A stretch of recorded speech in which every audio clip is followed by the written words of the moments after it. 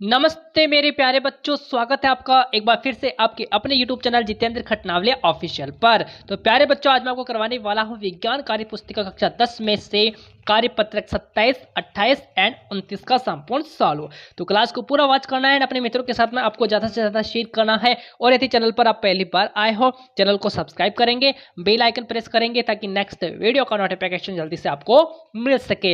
यदि बच्चे 1 से लेकर 26 तक कार्यपत्रक का सोल्यूशन यदि आपने नहीं देखा है तो आप जो है प्लेलिस्ट के अंदर जाइए और वीडियो को देखें। तो आइए आज अपन 27, 28 और 29 का संपूर्ण सॉल्व देखेंगे। लाइक एंड आपको करना है, लाइक करना है शेयर, और आपको वीडियो को शेयर करना है, चैनल को सब्सक्राइब भी आप करेंगे। ठीक है, तो देखो यहाँ पर प्रकाश परावर्तन एवं अपवर्तन कार्यपत्रक 27 है। इसका फर्स्ट क्वेश्चन देखते हैं अपन। देखो बच्चा, फर्स्ट क्वेश्चन क्या कहता है इसका कि प्रकाश के वेग का मान व इकाई लिखिए। क्या करना है, प्रकाश के वेग का मान आपको बताना है, इकाई यहाँ पर लिखना है। तो देखो यहाँ पर इसका आंसर हो जाएगा 3 × 10⁸ मीटर प्रति सेकंड। क्या हो जाएगा, 3 × 10⁸ मीटर प्रति सेकंड जो है इसका आंसर यहाँ पर हो जाएगा। ठीक है, प्रश्न संख्या 2 है कि नेत्र की समंजन क्षमता किसे कहते हैं। बताओ भाई, नेत्र की समंजन क्षमता किसे कहेंगे अपन। तो इसका आंसर अपन लिखेंगे, देखो मैं लेकर आया हूं यहाँ पर अलग से। देखो भाई, आंसर लिखना है आपको अभिनंतर लेंस की वह क्षमता जिसके कारण वह अपनी फोकस दूरी को समायोजित करके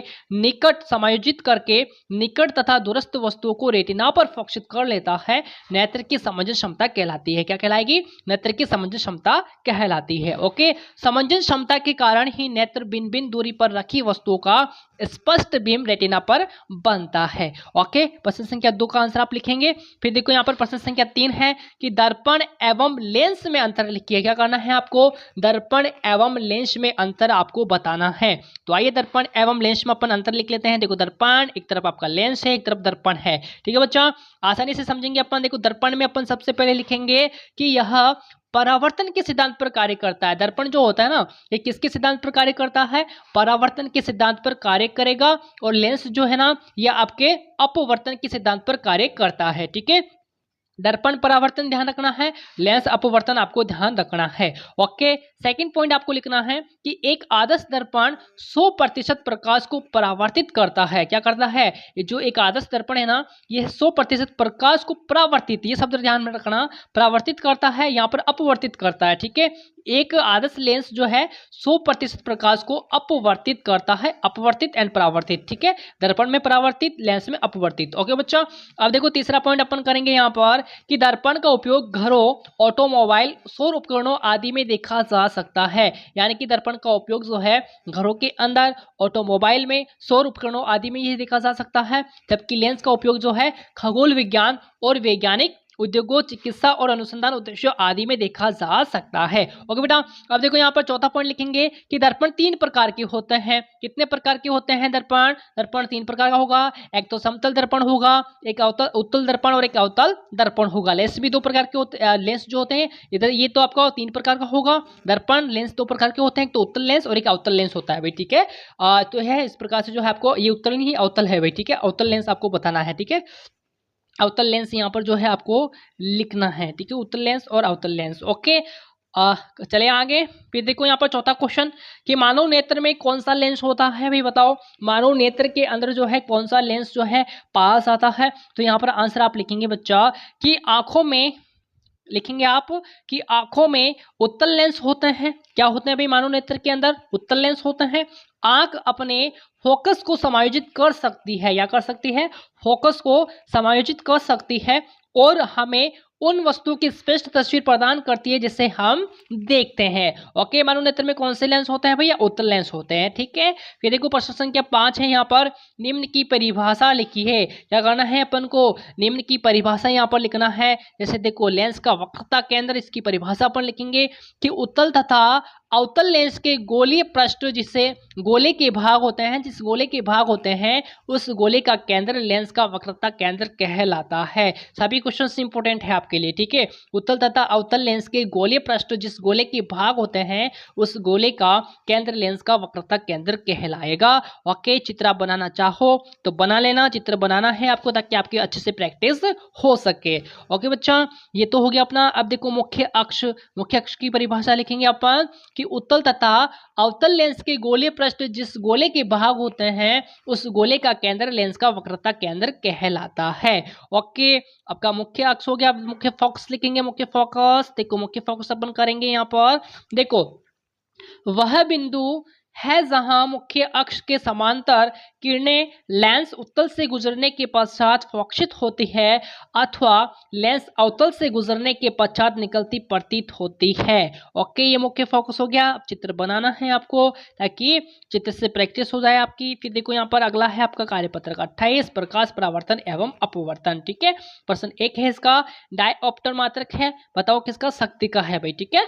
प्रश्न संख्या 2 है आपका कि वास्तविक व आभासी प्रतिबिंब में अंतर है ना। वास्तविक व आभासी प्रतिबिंब में आपको अंतर बताना है। यहाँ पर इधर मैंने वास्तविक प्रतिबिंब का अंतर बताया है और इधर आभासी प्रतिबिंब का मैंने जो है अंतर इधर लिखा है। ये आभासी का है और ये वास्तविक का है, ठीक है। तो वास्तविक में आप पहला पॉइंट लिखेंगे कि यह किरणों के वास्तविक कटाव से बनता है। किससे बनता है? किरणों के वास्तविक कटाव से बनता है और यह किरणों के काल्पनिक कटान से बनता है भाई, ठीक है। फिर देखो यहाँ पर दूसरा पॉइंट, यह प्रतिबिंब हमेशा उल्टा बनाता है और यह प्रतिबिंब हमेशा सीधा, इसमें जो है प्रतिबिंब हमेशा सीधा बनता है और इसमें उल्टा बनता है भाई, ठीक है। बनाता नहीं, बनता है। ओके, तीसरा पॉइंट है ये इस प्रतिबिंब को पर्दे पर उतारा जा सकता है, इस प्रतिबिंब को पर्दे पर नहीं उतारा जा सकता, ठीक है। इधर चौथा पॉइंट है यह दर्पण के सामने बनता है, यह प्रतिबिंब दर्पण के पीछे बनता है। ओके, तो आभासी प्रतिबिंब और वास्तविक प्रतिबिंब में अपन ने यहाँ पर अंतर समझा है, ठीक है बच्चा।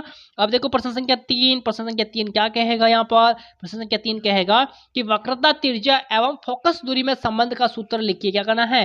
फोकस दूरी में संबंध का सूत्र आपको यहाँ पर लिखना है। तो लिखेंगे अपन अवतल दर्पण की फोकस दूरी f और वक्रता त्रिज्या r में संबंध f बराबर r/2 है ना, लिखना है आपको। प्रश्न संख्या 4 देखेंगे कि प्रकाश स्पेक्ट्रम में निहित 7 रंगों के नाम क्रम से लिखिए। 7 रंगों के नाम आपको क्रम से लिखना है। तो पट्टी में 7 रंग, यहाँ पर पट्टी लिखा है भाई, है ना, पही मत लिख देना, पट्टी है ये। पट्टी में 7 रंग, सबसे पहले लाल, फिर नारंगी, फिर पीला, फिर हरा, फिर आसमानी, फिर नीला और बैंगनी हो जाएगा, ठीक है। तो इस प्रक्रिया को जो है न्यूटन ने क्या कहा है? न्यूटन ने इसी पट्टी को जो है क्या कहा है? स्पेक्ट्रम कहा है भाई। क्या कहा है न्यूटन ने? स्पेक्ट्रम कहा है। ओके, फिर देखो यहाँ पर क्वेश्चन नंबर 5, उत्तल दर्पण व अवतल दर्पण के दो उपयोग लिखना है, ठीक है। क्या करना है? उत्तल दर्पण व अवतल दर्पण के दो उपयोग आपको बताना है। तो लिखेंगे अपन सबसे पहले अवतल दर्पण के उपयोग लिखेंगे। यहाँ पर दो बताने थे, मैं यहाँ पर 3 लेकर आया हूँ ताकि आपको एग्जाम के अंदर जो है ये जो है आप अच्छे से याद कर सको, एग्जाम में लिख सको, ठीक है। तो आप ए लिखेंगे सबसे पहले, अवतल दर्पण का उपयोग ए लिखेंगे, ए पॉइंट लिखेंगे कि अवतल दर्पण का उपयोग टार्च में, है ना, सर्च लाइट तथा गाड़ियों के हेडलाइट आदि में किया जाता है। किसमें किया जाएगा बच्चा?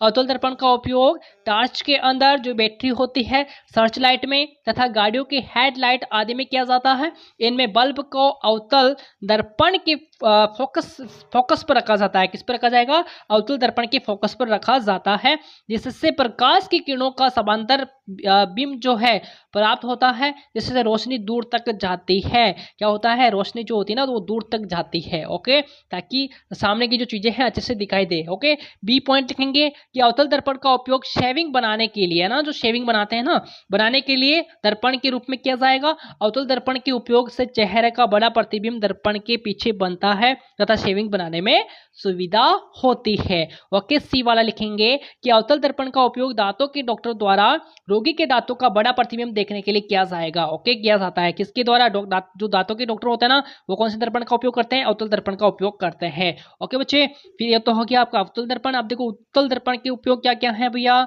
तो लिखेंगे अपन उत्तल दर्पण का उपयोग वाहनों में पक्ष दृश्य, पक्ष का मतलब पीछे, है ना, पक्ष दृश्य दर्पणों के रूप में किया जाता है। पक्ष दृश्य दर्पण वाहनों के पार्श्वों में लगे होते हैं, ठीक है, साइड के अंदर, ठीक है, जिसमें वाहन चालक पीछे आने वाले वाहनों को देख सकता है। उत्तल दर्पण के बाहर की ओर वक्रित होने के कारण इसका दृष्टि क्षेत्र बड़ा होता है तथा यह सीधा तथा सापेक्ष रूप से छोटा प्रतिबिंब बनाते हैं। ओके, जिसके कारण वाहन चालक उनके पीछे दूर तक आते वाहनों को आसानी से देख पाते हैं, जिससे वाहन चालन जो होते हैं सुविधा होती है। वाहन चलाने के अंदर क्या होती है, सुविधा चलाने में, है ना, वाहन चलाने में सुविधा होती है। ठीक है, तो उत्तल दर्पण का उपयोग अपन ने एक तो देख लिया। अब दूसरा देखेंगे अपन, बी वाला देखेंगे बच्चा कि उत्तल दर्पण का उपयोग तीक्ष्ण मोड़ पर दूसरी तरफ से आने वाले वाहनों को देखने में होता है। दूसरी तरफ से आने वाले वाहनों को देख लेने के बाद विपरीत दिशा में आने वाले वाहन चालक सतर्क हो जाते हैं तथा वाहन सुरक्षित रूप से चला पाते हैं। ठीक है बच्चे, तो यहां से आपको आंसर लिखना है। ओके, फिर अगला देखेंगे अपन, क्वेश्चन नंबर 6 है कि एक लेंस की क्षमता +2 डायोप्टर है तो फोकस दूरी की गणना कीजिए। ठीक है, तो दिया गया है अपन को लेंस की क्षमता P बराबर +2 है ना।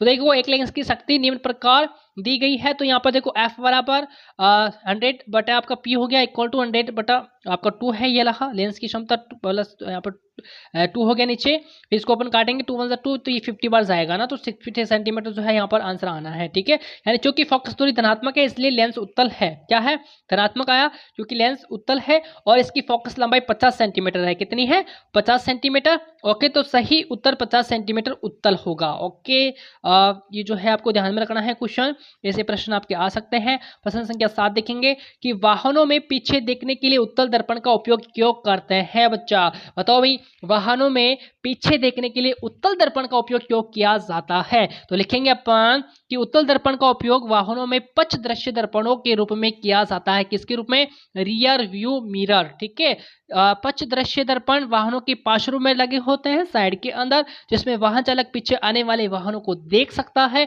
उत्तल दर्पण के बाहर की ओर वक्रित होने के कारण इसका दृष्टि क्षेत्र बड़ा होता है तथा सीधा असापेक्ष रूप से छोटा प्रतिबिंब बनाते हैं, जिसके कारण वाहन चालक उनके पीछे दूर तक आने वाले वाहनों को आसानी से देख जाते हैं और जिससे वाहन चलाने में क्या होती है बच्चे, सुविधा होती है। ओके बेटा, अगला क्वेश्चन करेंगे अपन, क्वेश्चन नंबर 8 है कि माध्यम का निरपेक्ष अपवर्तनांक क्या कहलाता है। जल का अपवर्तनांक NW क्या होगा। तो देखो यहाँ पर माध्यम का निरपेक्ष अपवर्तनांक केवल अपवर्तनांक कहलाता है।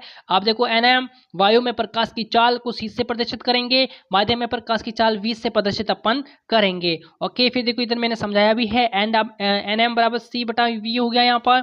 NW जो प्रकाश का, ये क्या लिखा है यहाँ पर, एक मिनट रुकना। हाँ देखो, जो वायु में प्रकाश की चाल होती है क्या होती है, 3 × 10⁸ मीटर प्रति सेकंड होगा, बटे में माध्यम में प्रकाश की चाल 2.25 × 10⁸ मीटर प्रति सेकंड। काटेंगे अपन जो 10⁸ 10⁸ और 10⁸ जो है आपका कट जाएगा, बसा क्या है 3/2.25। अब जब भाग देंगे अपन आगे तो 1/33 जो है आपका आंसर यहाँ पर आ जाएगा 1.33। ओके बच्चा, तो इस प्रकार से जो है आपको करना है। अगला देखेंगे अपन प्रकाश परावर्तन अपवर्तन कार्यपत्रक 29 करेंगे अपन। ठीक है, तो देखो यहाँ पर पहला क्वेश्चन, अपवर्तन की परिभाषा लिखिए। क्या करना है, यहाँ पर अपन को परिभाषा बतानी है किसकी, अपवर्तन की। तो यहाँ पर आंसर लिखेंगे, जब प्रकाश की किरण एक माध्यम से दूसरे माध्यम में जाती है, प्रकाश की किरण एक माध्यम से दूसरे माध्यम में जाती है तो यह अपने मार्ग से विचलित हो जाती है। क्या हो जाती है, अपने मार्ग से विचलित हो जाती है। प्रकाश की किरण का अपने मार्ग विचलित हो जाना प्रकाश का अपवर्तन कहलाता है। क्या कहलाएगा, प्रकाश की जो किरण होती है ना, अपने मार्ग से विचलित हो जाना, है ना, तो क्या कहेंगे उसको, अपन क्या कहेंगे, प्रकाश का अपवर्तन कहेंगे।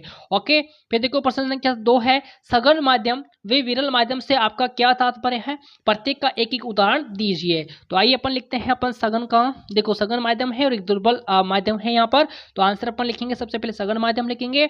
लिखे बच्चे कि सघन माध्यमों का घनत्व अधिक होता है, जिसका अर्थ है कि वे एक निश्चित आयतन में अधिक द्रव्यमान से भरे होते हैं। इधर लिखेंगे अपन दुर्लभ माध्यमों का घनत्व कम होता है, जिसका अर्थ है कि उनमें प्रति इकाई आयतन कम द्रव्यमान होता है।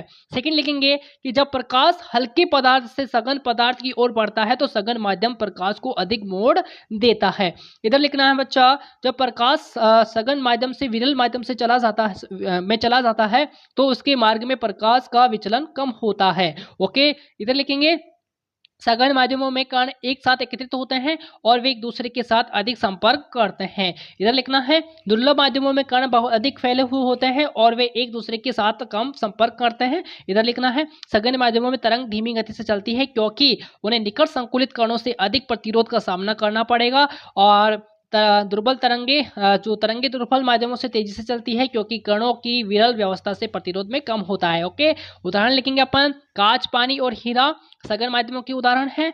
और इधर दुर्लभ जो माध्यम के उदाहरण लिखेंगे अपन वायु, गैस और निर्वात में दुर्लभ माध्यमों का उदाहरण आ जाएगा। ओके, अगला क्वेश्चन करेंगे लेंस सूत्र लिखकर प्रतीकों के नाम बताने हैं भैया। तो 1/u प्लस 1/v बराबर 1/f हो जाएगा। ठीक है, तो v क्या है, लेंस की छवि की दूरी हो जाएगी। u क्या है, लेंस से किसी वस्तु की दूरी है। f क्या है, फोकस दूरी हो जाएगा। ये कुछ भी नहीं है भाई, ठीक है, इसको नहीं लिखना आपको। ओके, फिर करेंगे अपन अगला करेंगे क्वेश्चन नंबर 5 है कि स्नेल का नियम वे उसका सूत्र लिखना है। तो स्नेल का नियम अपन लिखेंगे। स्नेल का नियम जब कोई प्रकाश की किरण किन्हीं दो माध्यमों के सीमा पृष्ठ पर तिरछी आपतित होती है तो आपतन कोण की या साइन आई तथा अपवर्तन कोण की या साइन आर का अनुपात नियतांक होता है ना, जिसे पहले माध्यम के सापेक्ष दूसरे माध्यम का अपवर्तनांक कहते हैं। इसे स्नेल का अपवर्तन नियम कहेंगे। ओके बच्चा, तो साइन आई बटा साइन आर बराबर स्थिरांक यानी कि यू हो जाएगा। ओके, तो ये सूत्र है अपन लिखेंगे। ओके, अगला क्वेश्चन आप देखो प्रश्न संख्या 6 है डिंटल का प्रभाव क्या है ना, डिंटल प्रभाव क्या है। तो इसका आंसर अपन लिखेंगे डिंटल प्रभाव। देखो ये रहा इसका उत्तर, ये रहा भी इसका है ना। डिंटल प्रभाव का उत्तर है कि पृथ्वी के चारों ओर वायुमंडल है जिसमें धूल, कण, जलवाष्प आदि उपस्थित है ना। सूक्ष्म कणों का एक विषमांगी मिश्रण है। जब प्रकाश का किरण पुंज ऐसे सूक्ष्म कणों से टकराता है तो उसका किरण पुंज का मार्ग दिखाई देने लगता है। इन कणों से विसरित प्रकाश परावर्तित होकर हमारे पास तक पहुंचता है, यानी कि कोलाइडी कणों द्वारा प्रकाश के प्रकीर्णन को डिंटल प्रभाव कहते हैं। ठीक है, प्रश्न इंपॉर्टेंट है भाई आपके लिए। ठीक है, अथवा जब प्रकाश की किरणें किसी कोलाइडी विलयन से होकर गुजरती है तो उनका प्रकीर्णन हो जाता है। यही वैज्ञानिक घटना क्या है, डिंटल प्रभावी कहलाती है। उदाहरण लिखेंगे अपन धूल या धुएं से भरे कमरे में किसी छिद्र से प्रवेश करने वाले प्रकाश पुंज में कणों को उड़ते हुए देखना, घने जंगलों के वितान से सूर्य की किरणें का गुजरना। ओके, ये इसके उदाहरण हो जाएंगे। लास्ट क्वेश्चन बचा है अपना क्वेश्चन नंबर 7, अपवर्तन के नियम बताइए। ठीक है, अपवर्तन के नियम बताना है। 2 नियम है इसके। अपवर्तन के नियम में पहला लिखेंगे कि आपतित किरण, अभिलंब तथा अपवर्तित किरण तीनों एक ही तल में होते हैं। दूसरा लिखेंगे कि आपतन कोण की ज्या और अपवर्तन कोण की ज्या का अनुपात एक नियतांक होता है, जिसे पहले माध्यम के सापेक्ष दूसरे का अपवर्तनांक कहते हैं। इसे n1 अथवा n21 से प्रदर्शित करते हैं। ओके, यदि आपतन कोण I तथा अपवर्तन कोण R हो तो साइन I बटा साइन R बराबर नियंतांक यानी कि बराबर n21 अपन करेंगे। ठीक है, तो अपवर्तन के नियम आपको लिखने थे यहाँ पर बच्चे। तो आई होप आपको समझ में आया होगा, बहुत ही अच्छा लगा होगा आपको। तो लाइक आपको करना है, चैनल को सब्सक्राइब करना है। ओके बच्चे, वीडियो को आपको मित्रों के साथ में ज़्यादा से ज़्यादा शेयर करना। लाइक आप नहीं करते, लाइक करके जाना है भाई। ठीक है, तो नेक्स्ट कार्यपत्रिकों के सॉल्यूशन के साथ अपन बहुत ही जल्दी से मिलने वाले हैं। तब तक के लिए नमस्कार, जय हिंद, जय भारत।